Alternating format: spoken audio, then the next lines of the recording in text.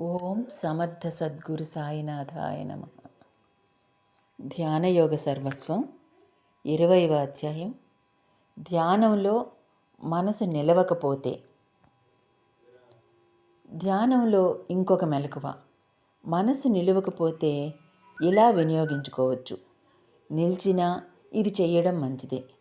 ఏదో జ్ఞాపకం రానిదాన్ని గురించి తీవ్రంగా మనస్సుతో జ్ఞప్తికి తెచ్చుకునే యత్నం చేసేప్పుడు ఎలా ఉంటుందో ఆ స్థితిని కల్పించుకొని కొన్ని నిమిషాలు గడిపి క్రమంగా ఆ మహాచిదాకాశం అయిన అంతరిక్షంలోకి హృదయంతో అంతా అయి ఎప్పుడూ అన్నింటినీ నియమిస్తూ వీక్షిస్తూ ఉండే సర్వశక్తి రూపుడవైన ఓ భగవంతుడా, నా హృదయంలోని జ్ఞానకాంక్ష అను నిప్పురవ్వను అడవి మంటలుగా ప్రళయజ్వాలలుగా ప్రజ్వలింపచేసి నేను వేరు అన్న భావాన్ని, దాన్ని ఆశ్రయించిన దుఃఖ, అసంతృప్తి, భయ, కామ, క్రోధ అనృతాలను నాశనం చేసి నా నాదుడవని నిన్ను నువ్వు నిరూపించుకొని ఏలు ఓ తండ్రి అని హృదయంతో పదాలు లేని భావనతో మొరపెట్టుకుని తర్వాత కొన్ని నిమిషాలు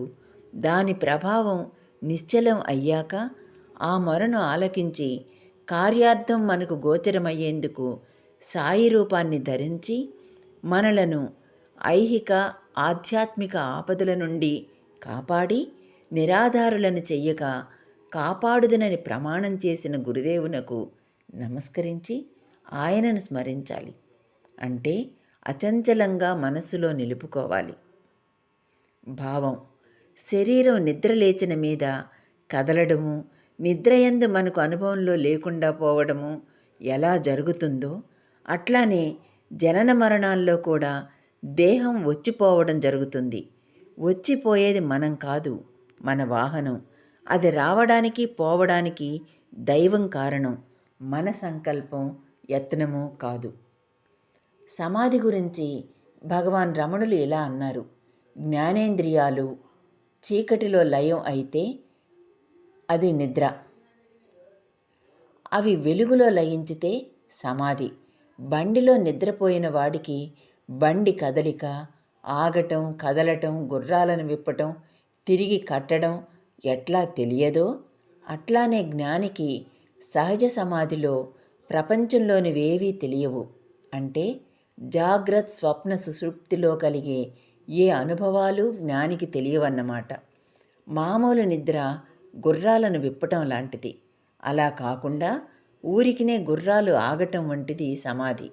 కారణం, ఇంద్రియాలు ఆ గుర్రాల్లాగా తిరిగి కదలడానికి శక్తి కలిగి ఉంటాయి. ఇతరులకు జ్ఞాని తింటూ తిరుగుతూ మాట్లాడుతున్నట్లు కనిపిస్తాడు, కానీ అవేవి ఆయన ఎరుగడు. ఇతరులు గుర్తిస్తారు అంటే అవి ఆయన శరీరానికి సంబంధించినవి. ఆయన స్వరూపానికి అంటే ఆత్మకు సంబంధించినది కాదు.